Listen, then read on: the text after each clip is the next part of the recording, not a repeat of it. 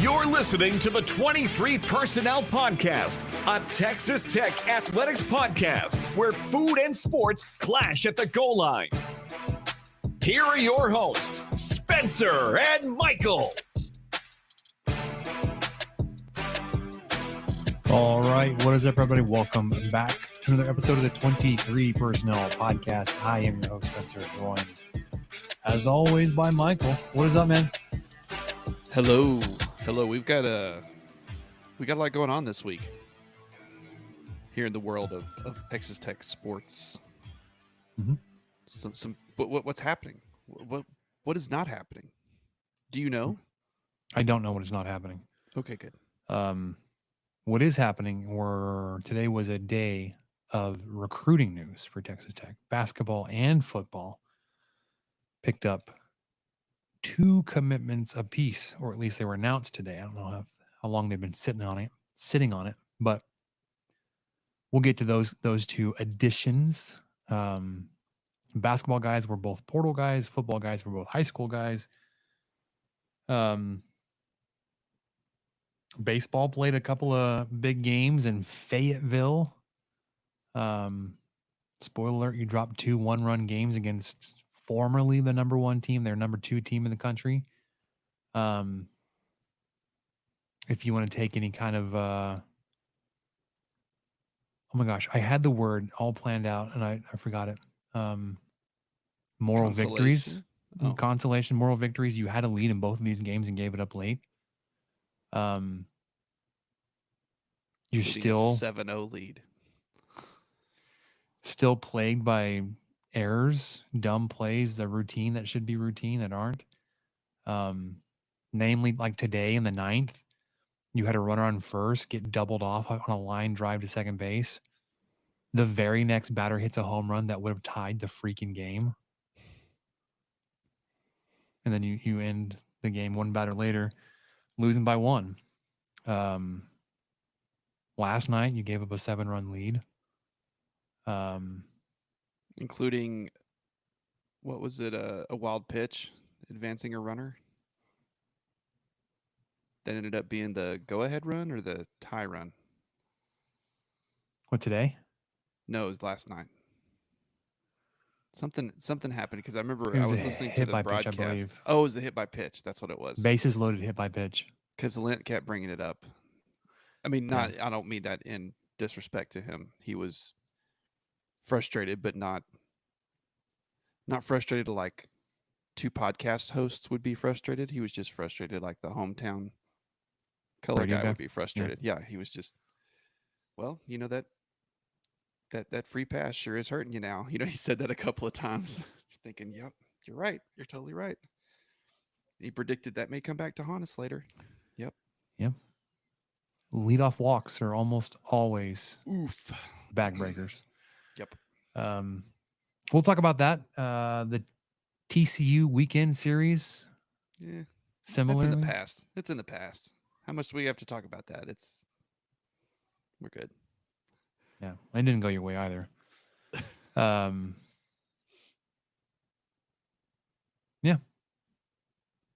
All that and more. Before we get started in earnest, though, if y'all missed it last week, y'all should know, or y'all need to know, that we have officially joined forces with the College Huddle. What is the College Huddle, Michael? It is the largest and newest internet independent communities, college sports community. We are 68 podcasts strong across this great nation. Podcast in every division of football, every conference. We actually had to postpone joining one of the regional shows this week. They were coming around wanting to do a Texas Tech preview. I was like, love to. This is not the week for us, which we'll get to a little bit later on why. But anyways, things like that will be coming a whole lot more frequently. We will be talking to other podcasts from around the Big 12, from around the country, get you previews and just insider information from other programs. And that'll be provided by our good friends across the College Huddle Network. Yes, and you can follow them at College Huddle. I bet you didn't see that coming. But yeah, it's a Twitter. They rebranded. They were originally the Big Ten Huddle, and they were home to all of the Big Ten teams, a independent podcast network, and they, much like the Big Ten itself, decided to expand. And they expanded even a little bit further to the vast reach of West Texas and beyond. But as we know, it's all West Texas. Always has been. Yeah. Credit to Texas Tech for coming up with that on their own and putting it on billboards in Houston. I mean, good job by them. Yeah. Them and them alone came up with that slogan. Yes. No one we know personally started that online. Anyway. Yeah. The other thing I want to mention, there's no action needed on your part to keep up with the 23 Personnel podcast. We're not switching feeds. We're not switching hosts, shifting anything like that. You will just find us in more places. So keep your eyes open for those opportunities and those additional shows and appearances that we'll be providing y'all moving forward. But yeah, so from there, Michael, let's talk football. I think that's most pressing because we got a spring game coming up this weekend. We got a couple of commitments to talk about. We currently have a spring game coming up. True. I have a weather report, but go ahead. Well, no. So let's start there. Let's talk about the spring game. So Saturday, 1:00, Midland. If you're not in the Midland area, not traveling down, it will be on ESPN Plus, assuming the game is put on. It's not affected by weather. We did see Team Taj versus Team Baron. Michael, I don't know. I mean, I assume it's because these are two guys that are obviously well known within the program. They're captains, and neither one of them are going to be competing in the spring game. But I was nose down and so many other things when that came out. I couldn't even tell you the nitty gritty details of that. The nudity of it. Nitty gritty. I was trying to do that and I got stuck on nitty. Well, it's I don't think they're picking teams or anything like that. The way the release made it sound is this is just a new format, and Texas Tech will announce both team rosters in the days leading to Saturday's annual spring game. So today, we were recording a day late today. Today's Wednesday. So they better get on the ball and release that roster. I was hoping they'd have it so we could cuss and discuss who was on each team, but I have not seen that release. And another thing that I found interesting is they're dividing the coaching. So so Kitley will serve as the head coach for one team, and DeRuiter will serve as head coach for the other. Mm-hmm. And this is kind of in step with how they've done it previously. McGuire will just kind of monitor the action at midfield, similar to previous games. But then play calling duties will be delegated to running game coordinator and tight ends coach Josh Cochran, an offensive passing game coordinator and wide receivers coach Justin Johnson. Then linebackers coach Josh Bookbinder and defensive passing game coordinator and secondary coach Marcel Yates will call the defensive side. So it's kind of I don't know if I've just not paid attention, but I didn't realize that they went that in depth on allowing the assistants and coordinators to have play calling duties on scrimmages, because I mean that's just as important as getting some of these freshman guys reps behind the line of scrimmage. You know, it's crucial. You never know when something could happen to one of the coordinators, or someone could get sick, there could be an illness, someone could get fired. You know, that just all sorts of things could happen to where these guys might have to step up into play calling duties, and some of them may have never done it before or maybe a little bit rusty. So a chance for them to shake the rust off a little bit as well. But yeah, the weather, as we alluded to earlier, high of 59, 91% chance of rain. According to weather.com, thunderstorms lightly, potential for heavy rainfall, and winds not bad, 15 to 25, but who knows? You know, I've had my eye on this Saturday for a while because that's when my daughter plays soccer, and it turns out Midland has about the same forecast as Lubbock does. So we'll see if that actually comes to play. If it's just rain, which how often does that happen here? How often do we just get nice rain? Rare. Yeah, they might continue it, but if it's lightning and thunder and hail and tornado warning and all that crap that usually comes with it, then all right, we'll see what they decide to do. It's too cold for a tornado. You would think, but there's no telling. Yeah, they just move it to Sunday. Maybe. Who knows? Sunday looks like it's supposed to be pretty nice. It'll be kind of cool, but sunny and dry. And that's enough weather talk. I'm sorry. I always end up talking about the weather. I'm ready for these random cold days to be over with, though. It is kind of strange bumping the AC and the heat kind of back and forth.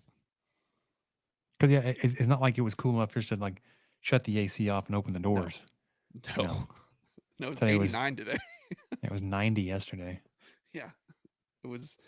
It wasn't like just a gentle breeze will cool off the house. Yeah, cool it to a nice ripe 79 if that's what's stifling indoors. Yeah, just gorgeous. Yeah, hot. Which is wild. Like you would think, like if it's 79 degrees outside, like that's wonderful. Inside, it's like dying. It's the worst. All right. I've never understood why that is, but it's completely Yeah. true. So we talked about a little at the head of the show. 2 new football commits. A defensive tackle, class of 25 defensive tackle, Dylan Singleton committed out of Lareauville, Louisiana. That's a good a guess as I'm going to Lareauville? stifle. I don't know. Louisville. Lareauville. That's what it is. It's probably Lareauville. 6'4", 280. So he's a big kid. High school guy. Committed today, unranked, as is the other guy. The other high school commit today was an athlete. He's a utilitarian. Does it all. I think he said he's played quarterback and receiver, running back, and defensive back for. I forget the school name, but it's in Sabine. 6'5", 210 on the recruiting services. I think he's projected as a tight end at that height. Maybe If he's listed at 210. What do you think he's 195? 195. Like, might as well just roll into the wide receiver, but he's probably really slow. Like, if he's 6'5", 195 and as a high school junior, but projecting as a tight end, it's probably because he's slow. Let's be honest. I've not watched his tape, but he is super effective with the ball in his hands. This past season, he as a quarterback threw 65% completion percentage, 1,600 passing yards, 12 touchdowns. Ran the ball 140 times for almost 1,000 yards, just under 7 yards a carry, 14 rushing touchdowns. Caught 3 passes. All 3 of those were touchdowns for 32 yards. I don't have any defensive stats, but on the offense side of the ball, he did about it all for. He played defense too? Believe he said he played defensive back. At 6'5", 210? Safety, maybe?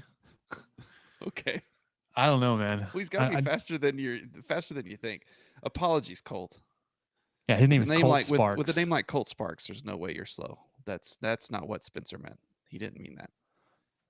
Let's see. That's some pretty incredible stats to be able to pull all that off and play defense. Sorry, he plays for Sabine High School in Gladewater, Texas. I had those 2 things. Oh, okay. Also plays on the basketball team. Well, he's 6'5", 210, Spencer. I bet he does. Let's see. Where's Gladewater? It's probably a real tiny school. Let's see. Gladewater, Texas. 903. So East Texas. It is out there. Need to zoom out. So east of Sweetwater and Shallowater. It is. It is between Tyler and Longview. Oh wow, he's over in McConaughey's neighborhood. Yeah. Hey now. That's not McConaughey. But yeah, I don't know who that was. Hey now. Anyways, so that's your football update.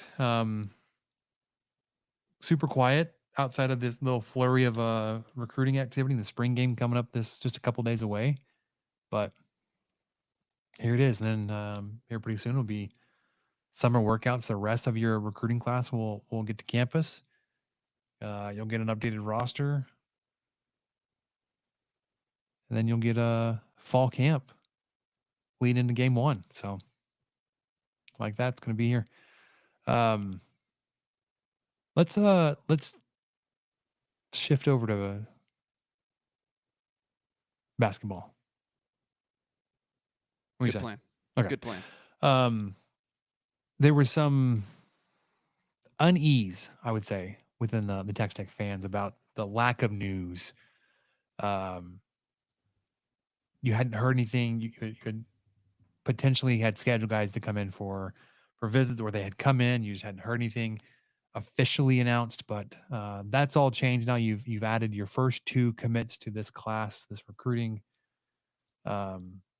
session, if you will, portal additions. The first guy is a 2-guard, formerly a freshman from Drake, Kevin Overton. As a true freshman, played nearly 30 minutes a game on a tournament team, which is always impressive.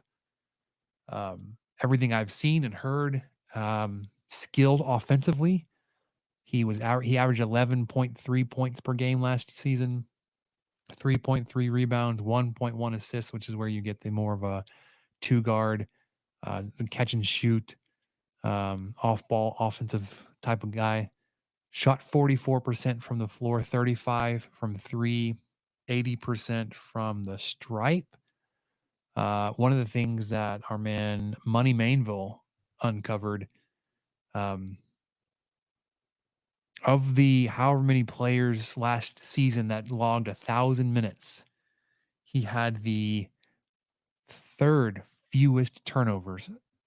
He had 18 turnovers, Michael, in 1,000 minutes. Good for 5% turnover rate, the third lowest.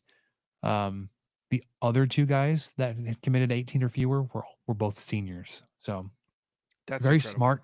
Yeah, very smart with the ball, very careful, skilled offensively. From those that can project this a little bit, they think, much more, his offensive game is much more progressed than his defensive game. But McCaslin and Adams have both said it's easier to teach an offensive player how to play defense than the defensive player how to shoot. So you'll take a skilled offensive guy and try to fit him into a defensive plan. You've also, like you saw this year, kind of made do with guys that could score, but maybe weren't the greatest defenders. Scheme around that maybe a little bit. So then the other guy they picked up, your big man, this is your Warren Washington replacement, although he isn't the offensive threat that Warren Washington is. And maybe this isn't your number one center, your number 1-5 going into next season, but senior transfer out of Pitt, 6'11" guy, Federico. Love the double name. Easy to remember. Originally born, I believe, in Cairo, Egypt, is listed as coming from Helsinki, Finland. Played in some in a prep academy in the Northeast here in the States. 63 games at Pitt. He started 58 of them for the 2 years he was there at Pitt. Not super skilled, like I said, offensively. Played 21 minutes a game, put up almost 5 points a game, 5 rebounds. Did shoot 64% from the floor, which means he was super effective and efficient when he took shots. Lots of down low, close shots.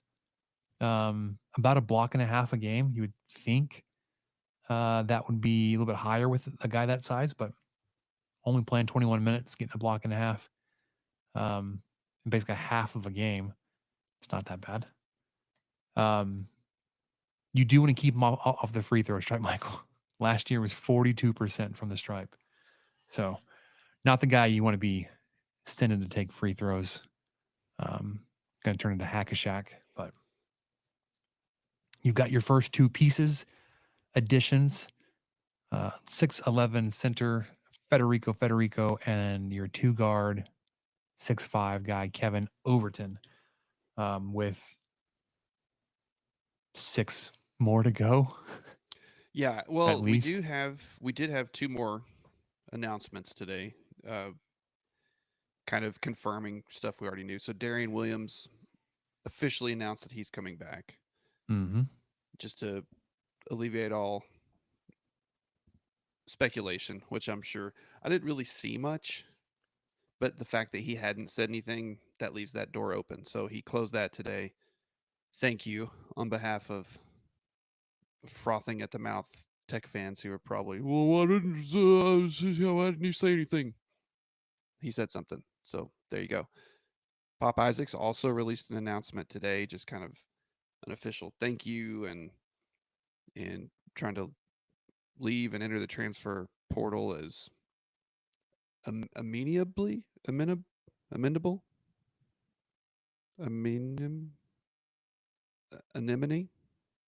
I know what I mean. Sure. But anyway, hats off to him. Good note. Good job. I haven't really seen where he's going. You know, the people that claim he's going somewhere all have between 300 and 500 followers on Twitter, so they're all full of crap. and don't know anything. So we'll see where he actually does land, but no official word yet if and where he's going to go. You are getting some help out in the chat, though, Mike. I don't know if you're seeing that. Alan says amicably. Amicably. Thank you. The amicably. Wait, I was trying to cross it with Amityville Horror, and then I just completely ruined all that. And then I said a word with R's in it, which is my kryptonite, and I don't.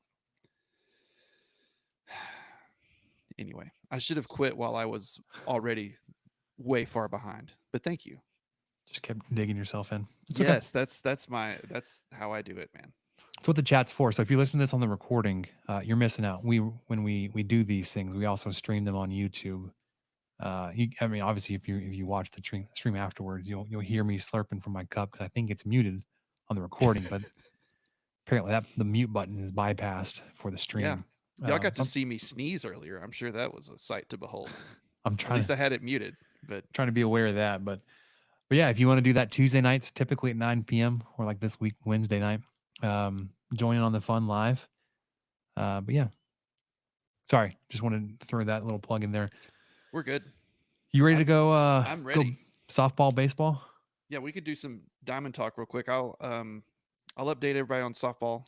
But the first thing I'm going to say is, if you really want a softball update, go visit the ladies at seeing-scarlet.com. They have a web zone now. You can go there. You can click on things that they write.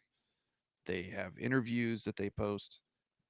And of course, the podcast, which is where it all started. So follow them on Twitter at Seeing Scarlet. Go to seeing-scarlet.com. Read all the cool stuff they're writing. So good news from the softball front, similar to Texas Tech, went from 7th to 6th in Big 12 standings. They won their series, though. Texas Tech, unfortunately, the baseball team did not, but softball team won their series at home versus Kansas 2-1. Did not have a midweek game.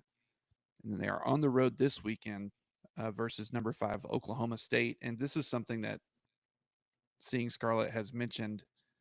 Big 12, pretty good at softball, turns out. Number 24 Baylor, number 5 Oklahoma State, number 2 Oklahoma, number 1 Texas. Now, I'm pretty sure the softball team's already played Baylor. I think they lost the series, but they won one game. And of course, like I just said, they're heading to Stillwater this week. And then I think they have Texas left on the schedule, but I don't think they play Oklahoma this season. So, yeah, 4 top 25 teams in the conference. So a tough road ahead. But as I mentioned last week, there is a path to the postseason.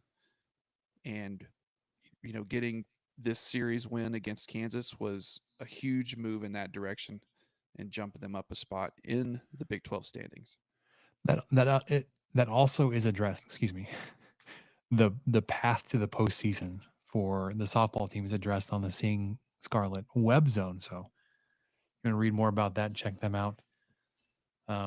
Catch their fine production podcast and their stream as well. Their videos. I know, sometimes I think we're streamed simultaneously. So if you can figure out how to get maybe one of us in one ear and one in the other, you're just going to be overloaded with so much golden tech information. Yeah. Unfortunately, I think we're also up against the Gauchos on Wednesday night. So, so Tuesday and Wednesday night. We got to iron this out. We are competing. We got to speak to the programming director.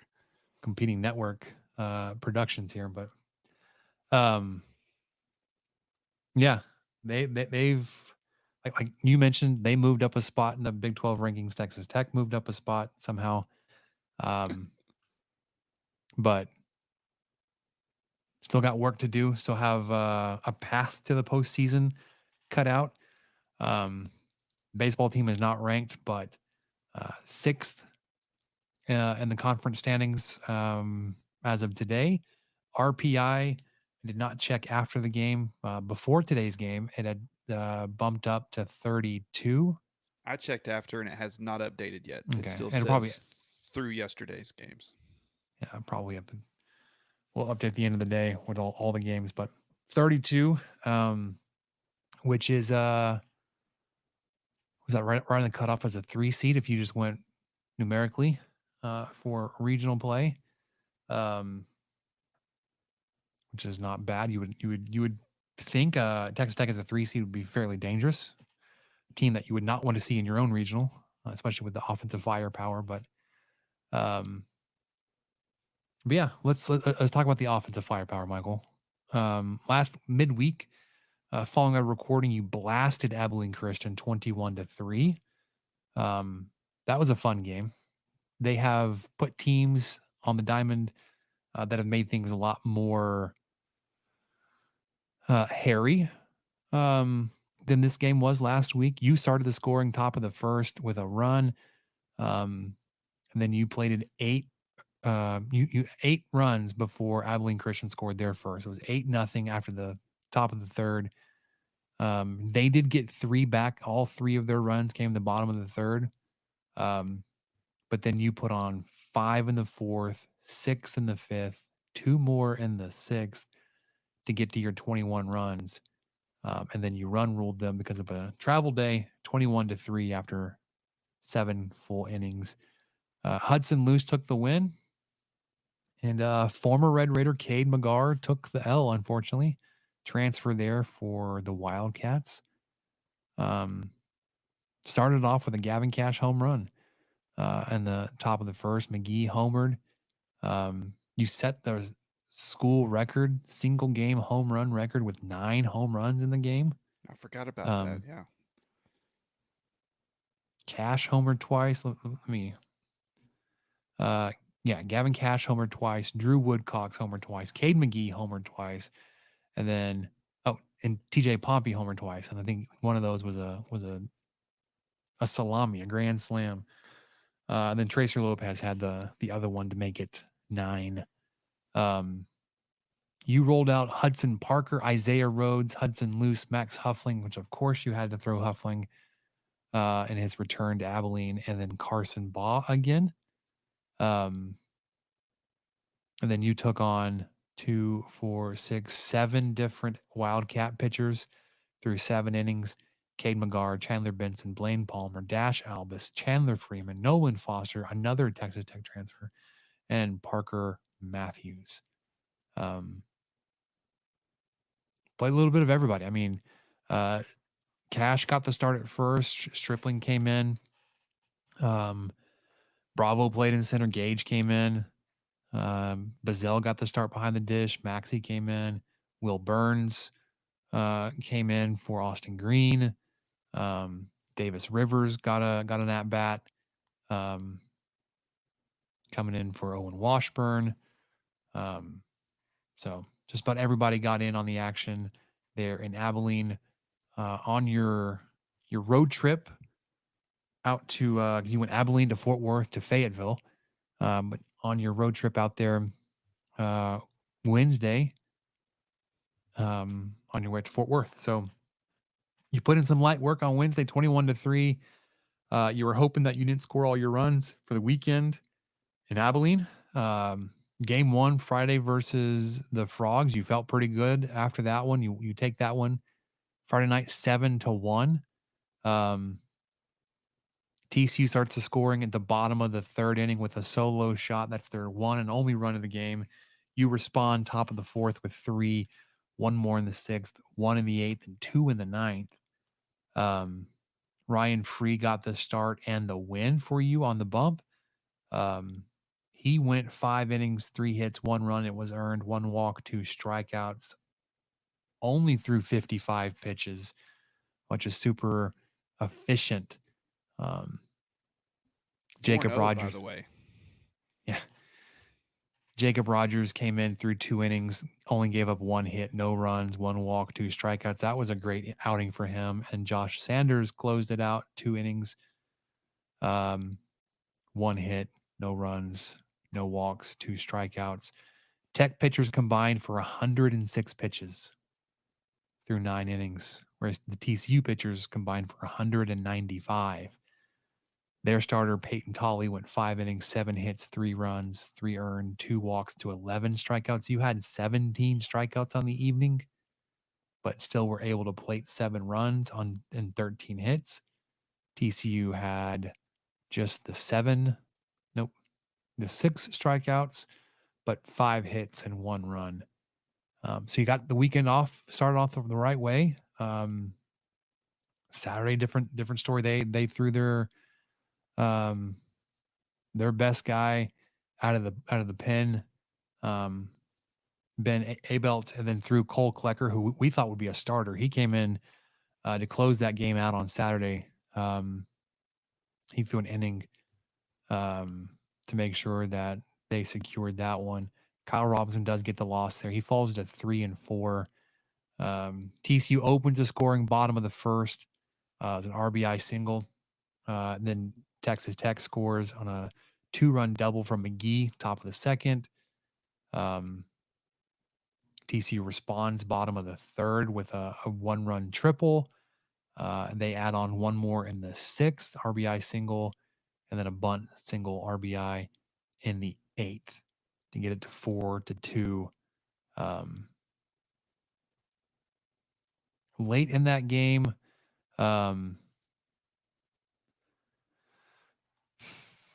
it was not being able to move guys over. Your situational heading was weak Saturday.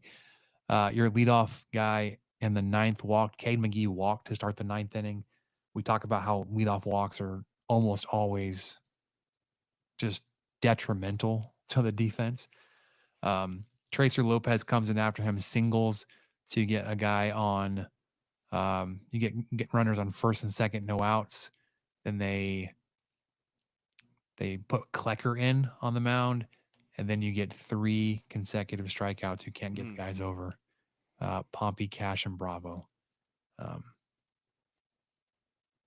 So even the series, you dropped that one. You had guys on base. They're late. Then you look forward to Sunday. Like, all right, let's go win the series on Sunday.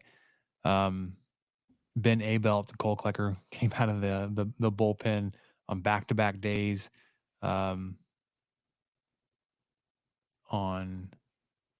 For the Frogs. No, sorry. I clicked on the same game twice. That I was like, there's no way that they would throw similar innings in 2. Give me a second. Well, Klecker did come. He did come back in. Okay, there it is. On Sunday, TCU, you just get behind the 8 ball on all these. TCU scores 3 in the bottom of the first. You do even the game up 1 run apiece in the second, third, and fourth to get back to 3-3. You take the lead with a run in the fourth. No, sorry. You tie it in the fourth. TCU immediately retakes the lead, the bottom of the fourth. And then 5, 6, 7, 8, and 9 are all zeros. There's a 3-run home run for TCU to start the scoring. And then it was Washburn double, Woodcock's double, and a Cash double to get your runs in the second, third, and fourth. Mac Hewer got to start. He only goes 3 2/3 on Sunday. 4 hits, 4 runs are all earned. 3 walks to 2 strikeouts. Josh Sanders comes in and goes 2 1/3. Parker Hutera. Sanders and Hutera both combined for a hit apiece and no runs. 1 walk and 3 strikeouts between them. Mason Bixby got the start for TCU. He goes 3 1/3. So neither starter on Sunday made it out of the 4th inning. And he gave up 5 hits, 3 runs. But both bullpens, man, they just came out and shut everything down. Ben Hampton came in relief of Bixby. Goes 2 innings, 2 hits, no runs, 2 strikeouts. Zachary Collier, 2 2/3. And Cademan Parker gets the save there at the 9th inning. Recording 3 outs, 1 strikeout. So you drop the series on the road. You lose game 3 by a run. You had 5 innings to scratch across a run to tie it. You couldn't muster it. Saturday, you had guys on, you couldn't move them over. So you lost 2 games by 3 combined runs. You know that sometimes your bats go cold on the road. That looks like what happened Saturday, Sunday. You're like, okay, well, let's go get some RPI points in Fayetteville. Continue your road trip out to Arkansas, taking on, at the time, number 1 team Arkansas. They had a 23 game, well, now it's 23 game home win streak. Tuesday's night game, it took not extras, but a walk-off sac fly in the 9th to win it. You lost 8-9, but as we talked about, you had a 7-0 lead in the 4th. You felt pretty good after your 6-run second, where you started off. Cade McGee hit a 2-run home run. Maxey hit a single to drive in a run. Cash hit a single to drive in a run. Austin Green, who went 5 for 5 on Tuesday, had a 2 RBI double to get your 6 runs there in the 2nd. And then Green, when he came back up in the 4th, was an infield single, but it knocked in a run. And then you just had a horrendous 5th inning, Michael. Don't know if you watched it. That was, I felt really bad because meltdown. Yeah, I started watching that game. I was hooting and hollering all during that 7-0 run. And did they change pitchers twice that inning? Yes. And so, because you got Zach Erdman out there, and he went the first 4 innings, and he looked great. Yeah. Well, I was just loving it. But then I forgot what I was doing. I think we were putting the kid to bed, and I think I got on the treadmill or something. And for some reason, I was watching a show instead of the Tech game. Heaven forbid. Oh. And so the show ended, and then all of a sudden it's 7-5. What? And I think they scored again while I was watching. I can't remember. I thought, oh boy. I thought Tech maybe didn't have it wrapped up, but I knew it was going to be one of those kind of perfectly bad matchups for Texas Tech because, yes, so far on the year, Arkansas's offense has not been that dominant, but their defense has. But then Tech's pitching has not been very dominant, so I felt like at any moment Arkansas's offense could wake up, and it did. Yeah. So both teams had a 6-run inning. You just had it first, so you felt pretty good about the game. But obviously, when a team responds with a 6-run inning, that momentum kind of swings in their favor. Zach Erdman finishes the night, though, 4 complete innings pitched. He did pitch into the 5th, but was lifted before he recorded an out. 5 hits, ultimately 3 runs charged against him. He gave up 1 in the 4th and was charged with 2 in the 5th, but they didn't cross when he was on the mound. One of those weird things, like the guy's got on base against Erdman, but at the time that they crossed the plate, Erdman was no longer in the game. So it's like, where do you put him? Like, technically, you give him to the pitcher that put him on base, even though they didn't knock him in. He finished the night 3 runs, all 3 earned, 1 walk, 1 strikeout. Hudson Luce, man, he struggled. He only records 2/3 of an inning. He only gets 2 outs there in the 5th or whatever inning it was. The 5th. 2/3, 4 hits, 4 runs, all 4 earned, 2 walks, 26 pitches. So it happened fairly quickly. Isaiah Rhodes comes in, gets a final out there that inning, and then goes another inning and a third after that. He finishes an inning in 2/3. And Rhodes looked great. It looked like he came in just a little bit too late. No hits, no runs, 1 walk to 3 strikeouts. So he went a full inning longer than Hudson Luce did on 1 fewer pitches. He threw 25 pitches to get 5 outs. Hudson Luce threw 26 pitches to get 2 outs. Derek Bridges came in for his 1 left-handed batter, but does earn the strikeout there, then immediately pulled after his 7 pitches. Jacob Rogers, the ESPN broadcast did him dirty, man. As they were coming back from break, they showed his warm up where he threw like 3 of his warm up pitches to the backstop. Oh, like, man. This dude's wild. Y'all buckle in. I was like, call Ravitch and whoever it was. They were like actively rooting for the Razorbacks. They were getting all hyped and excited. Ravitch was his microphone was peaking every time the Razorbacks did something offensively. If you don't know what that means, like he was speaking loud enough that it was cutting off, and it real bad audio technique because he was just his enthusiasm for Arkansas baseball just unbridled Tuesday night. They actively campaigned to get their beer hats sent up, and they got 2 of them sent up to the booth that they could wear during the game. I was like, it's not a good look that a network broadcast team not only is rooting for a team that they're covering, has team branded cups, and not like a plastic cup that you would get from like the concession stand that you go down, like, hey, you get a soda and it's like the big one that you get. It's got Texas Tech stuff all over it. These were like, and maybe they give these to all the media members, but still, if you're gonna have a camera in the broadcast booth, like maybe refuse to take the team branded merch.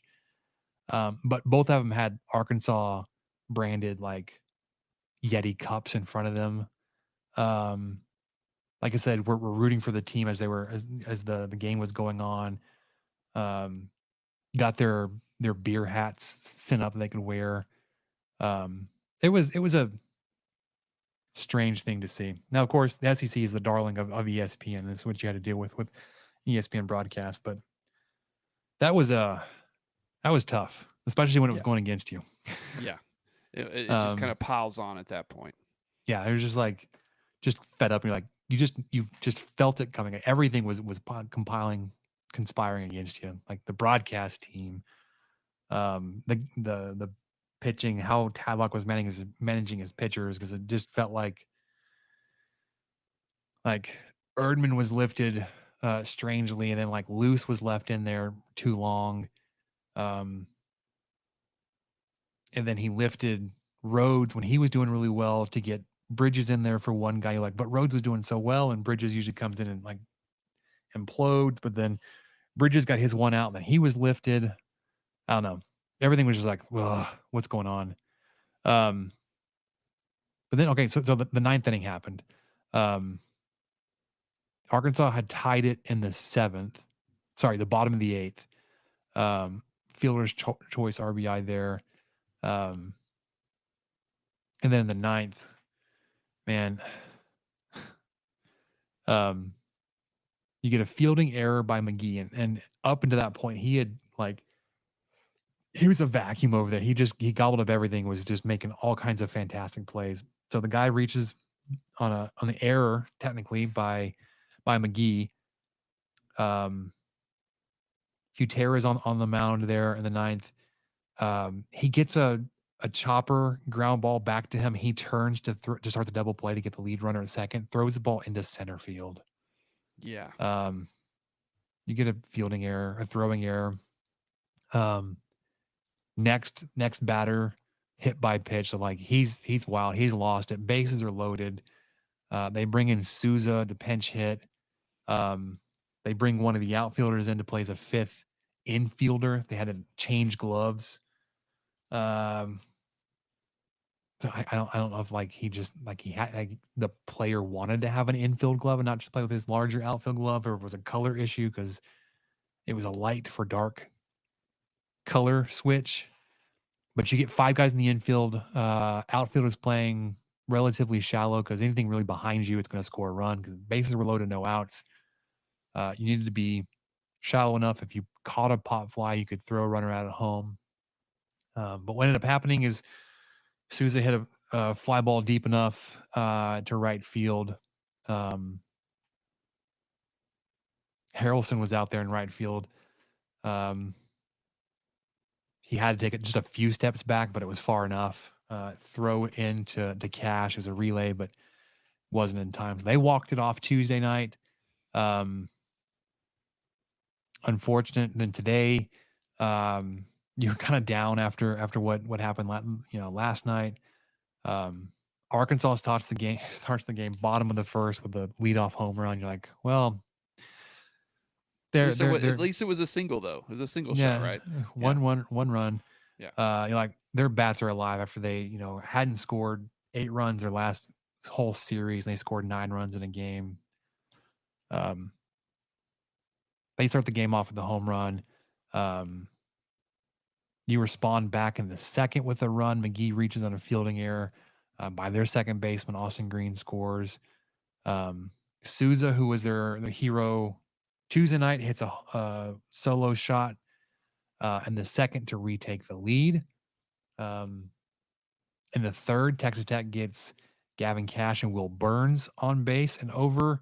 Kevin Bazell hits a ground rule double into the right field corner to score those 2 guys to retake the lead. 3-2. Arkansas scores 2 runs in the bottom of the 6th to tie it, and then they retake the lead. You load the bases and then drive a run in with a hit by pitch in the bottom of the 8th to get it a 2-run game. And then, like I was talking about a little earlier today, 9th inning, you get Drew Woodcock's leadoff walk. It's not the first time it's happened in this road trip. You get the leadoff guy in the 9th inning, which you don't end up doing anything with it. He walks. Then Landon Stripling lines into a double play. I don't know if it was a hit and run or if Drew Woodcock thought that ball was getting through, but he took off running as soon as the ball was hit, but it was smashed right at their second baseman, who turns and makes an easy flip over to first to get the double play. Very next pitch, Cade McGee hits a home run, which had Stripling not reached base, if it was just Woodcock's on, and that home run still occurred, that's a tie game. But it's a solo shot there. Garrett Bame comes in to pinch hit. It's his first time hitting since, I think, the Texas series. And he strikes out swinging on 3 pitches to end the game. So yeah, we talked about the RPI bump you're going to get regardless of the result, and you are going to be beneficiaries of playing number 4 RPI team Arkansas here. You had wonderful opportunities to win both these. You had leads in both of these games. Splitting would have been fantastic, but losing a 1-run game on the road against number 2 team, it is what it is. You just kind of accept it. You just have to kind of swallow, like, man, you had a shot and you just couldn't do anything with it, which happens, right? But going into the series with Arkansas, your team is batting .324. Your starters, Michael, 7 of your 9 starters and your offense there are batting over 300. Which I know when we've done previews before, we've talked about like other teams that may have one guy or 2 guys above 300. Yeah. Damian Bravo, he's I think Houston was that team that just didn't have anybody of that caliber. Yeah. Bravo's been limited. I understand that there may be an injury there, and his playing time may be coming down a little bit. His average dipped 30 points, but he's still hitting over 400. 420. He's leading your team in average. Kevin Bazell 350. Drew Woodcock's 362. TJ Pompey 346. Gavin Cash 308. Owen Washburn 305. Austin Green 313. These weren't updated before any of the Arkansas games. Dylan Maxey gets a start here every now and then. He's hitting 365. The only other starters that aren't hitting 300, Tracer Lopez 270, Cade McGee 286. Stripling also flirting there with starting time. In terms of like number of at bats, he's at 282. But as the entire team, you're batting 325. Your starters are averaging 330. Scored 360 runs. Like, again, this is before Arkansas. You've hit 65 home runs, taken 224 walks to 292 strikeouts. Your team OPS is just under 1,000, which is phenomenal. Your starters are hitting 1010, 1,010.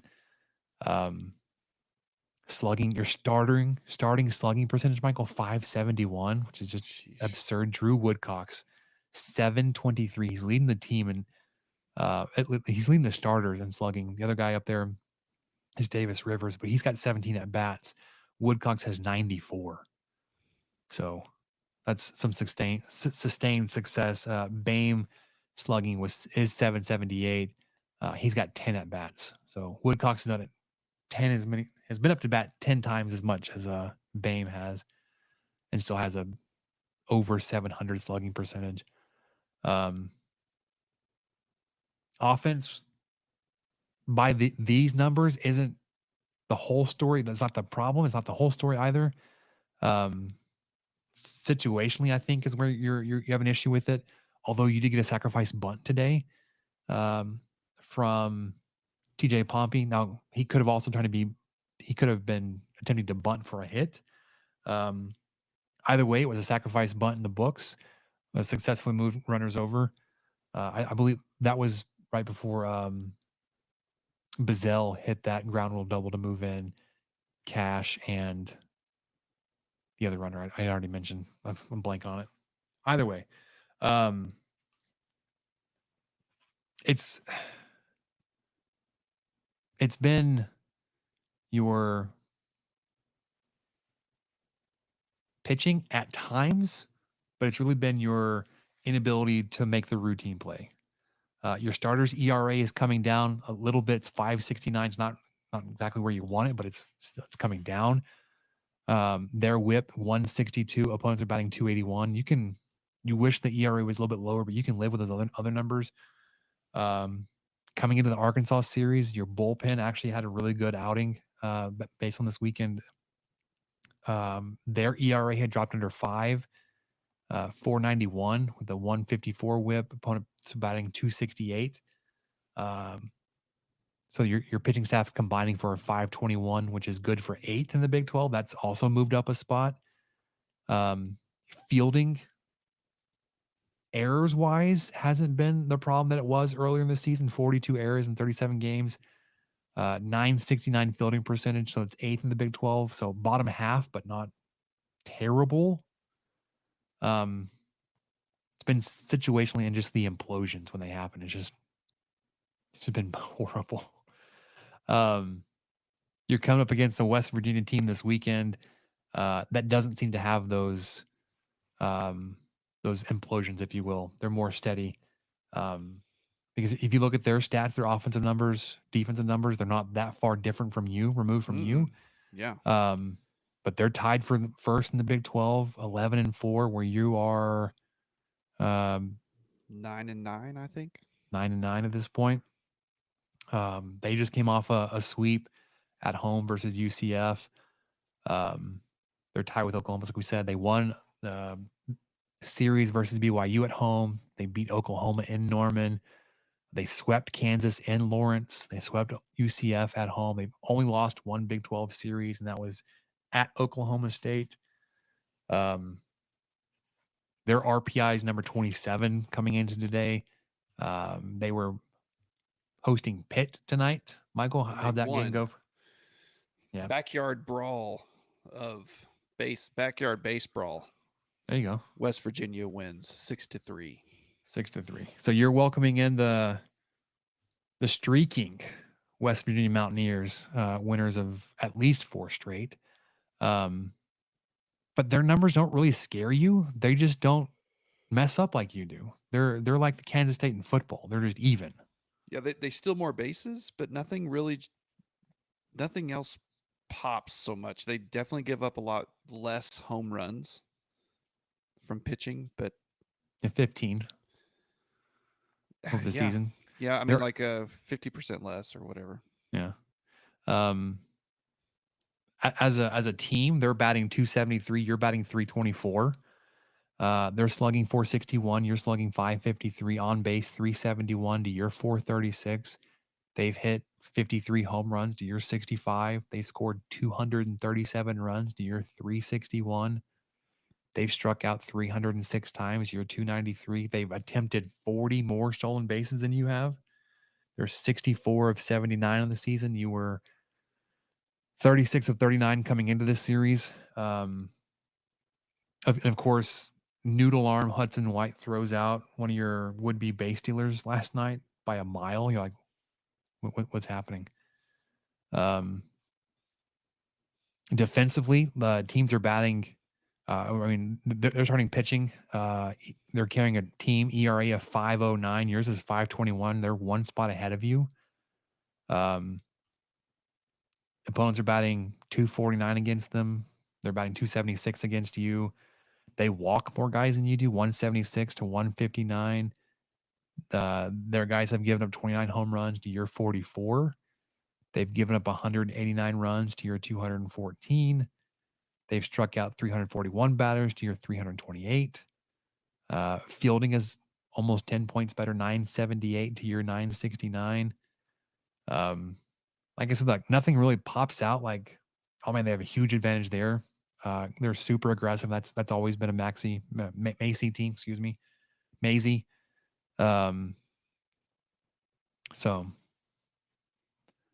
you get them this weekend. JJ Weatherholt in and out of the lineup. He's only played in 12 games this season. Did come in this past weekend against UCF, but was pulled in the third inning. Maisie was asked about it, and he gave some glib answer saying, like, well, he hasn't eaten today, so we sent him to the B-dubs across the street. Like, okay, dude. Sure. But he's like the number one draft prospect in all of college baseball. So if he's back, or at least coming back, I mean, he may not be full strength yet, but through the 12 games, he's batting 341, 482, 561, 3 doubles, 2 home runs. Let's see, did he play tonight? If he got lifted early on Sunday, I don't know if he would have played in the midweek. Just for the record, it was Tuesday night when they played. We probably both think it's Tuesday. I'm so used to. It's me too. I was playing on Tuesday. I was recording on Tuesday. Yeah, that's when we play. Let's see who did pitch. I think I have it on there. All right, here we go. Weatherholt did not start. Yes, he did. He had one at bat and got a hit, and it was lifted. So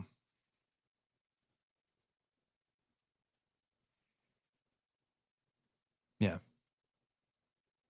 he went 1 for 1. Anyways, they're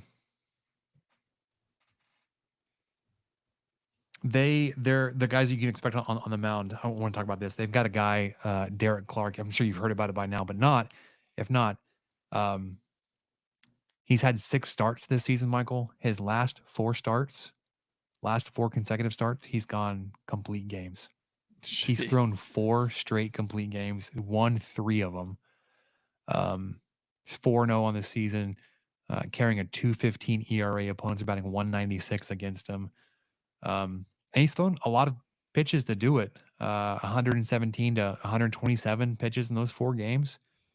But on the season, he's thrown 46 complete innings, 33 hits, 14 runs, only 11 earned, 10 walks to 41 strikeouts, which is a really good strikeout to walk ratio, obviously. Only given up 6 doubles and 2 home runs.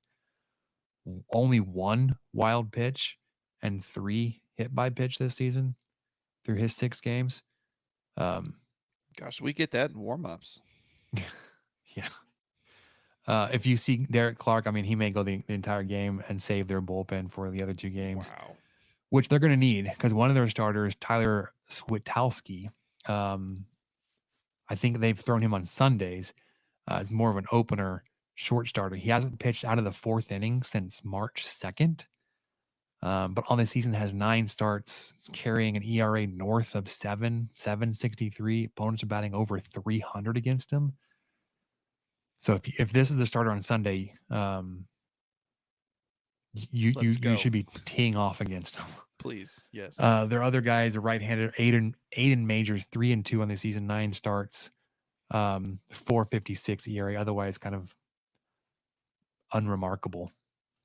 So you got a guy that goes complete game, middle of the road guy, and then a guy that will throw 2 1/3 while giving up 8 runs.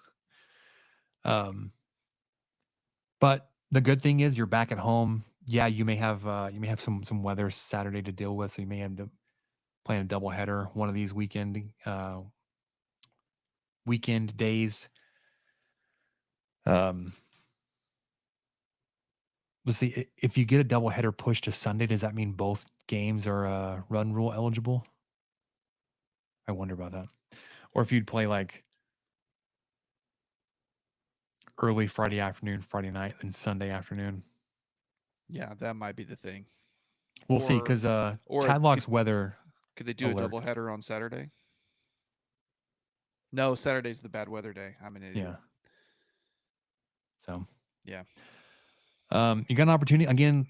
Nothing remarkable about this West Virginia team except they're up there tied for first place. Yeah, their record. Except for their record. They win games. Their RPI backs up. They're at 27. You're at 32. Super aggressive as they have been under Maisie. But just gotta get to the guys. Maybe don't let Clark go 9 innings. Maybe you get them into their bullpen a day early. We'll see though. You've got an opportunity here to claw your way back into the conference standings a little bit. It doesn't get any easier. I mean, you've got Oklahoma State still left on your schedule. Got to go to Kansas.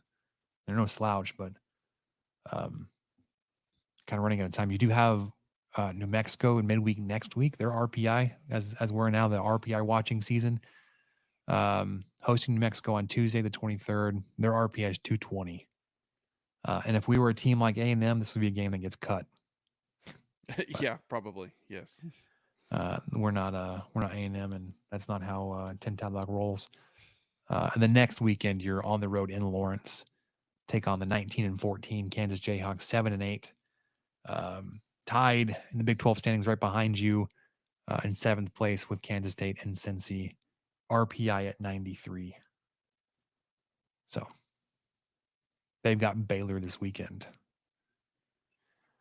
Anything else on baseball, Michael, before we wrap this up with what we learned? I'm good, brother. All right, let's get to what we learned. What did we learn, Palmer? I don't know, sir. I don't know either. All right. Both of us, I believe, went to a touch truck on Saturday morning.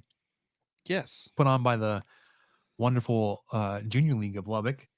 If you didn't know what this is, it's an opportunity for all these local agencies, whether it's EMS or fire or transport with the hospitals, to bring out their fancy vehicles. We had SWAT vehicles out there. We had construction vehicles.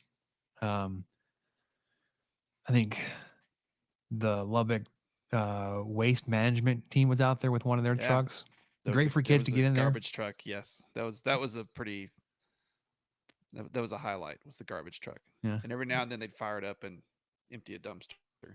Yeah. So it's a cool event for the kids to get in and climb around these vehicles they may see. Yeah, flying around on the roads next to them. Like, oh, that was cool. The boys went into the SWAT truck, which they thought was really cool. They got in the Covenant Children's helicopter. Oh, man. Which, I mean, of course, I had to go check out. We had to. That y'all had there was a Covenant ambulance there too. That I saw. Right. I had to go say I had my peeps. Yep. On the specialty transport team. Ran into some friends. Actually ran into Chuck from the Discord. What's up, man? I don't think you recognized me when I introduced myself. I was wearing a hat and glasses because it was bright that morning. It's like, hey, nice. Spencer with I think I saw him from a distance, but I wasn't sure. So you must have been there about the same time I was at some point. We bounced 10:30ish. Yeah, we were out there. Well, we missed it. We were probably walking to the car 10:40. We probably just passed you. We didn't stay long. My 7-year-old, her highlights were the city bus. Yeah, that was cool. She loves buses. Like the only two things she went in the city bus, then she went in the school bus Mm-hmm. right next to it. And then I kind of forced her to go into they had a big Volvo semi truck there, that gray semi truck. They had the sleeper cab and stuff in it. It's like, oh, let's go in there. Let's check it out. It's really cool. And so she went in there with me just to kind of humor me. And she went on one of the LP&L bucket trucks, which is fun. One of those really, really tall bucket trucks. And it was cool because we got up there and they had purposefully left some hardware around. And so I was able to show her what it was and point to it, and she could not have cared less. But I did know what it was. Yeah. And it was interesting. It was cool until the kids started honking the horns. Not a fan of the honking. Not a fan. And I know that from 9 to 10, and they advertise it, it's very clearly known that from 9 to 10, that's when they're not doing honking or anything like that. They cut it out there. But dare I say that should be 9 to 10 is honking only. Let's flip it. Let's flip it. Let's flip it from 10 o'clock on. Pull those fuses, my people. No one gives two F's as what a Ford Explorer horn sounds like. They're all the same. A Chevy Silverado horn. I mean, none of this is exciting. It's just kids honking horns. Yeah. There's not even cool horns anymore, really. They just all sound like horns. It'd be different if there was like one of the really train loud horns. Yeah.